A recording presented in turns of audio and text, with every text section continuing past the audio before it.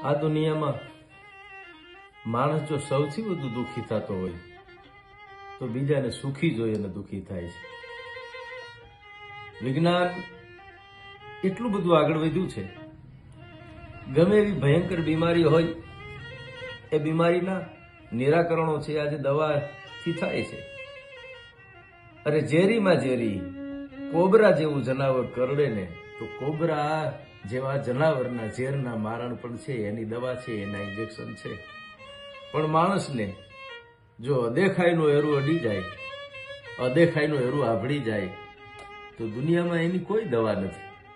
કારણ એ એરું આપણો હોય, અભળાયો આપણે હોય, એ હાજા જગતના ચોકમાં સમજણ સિવાય કોઈ કરી શકે નહીં.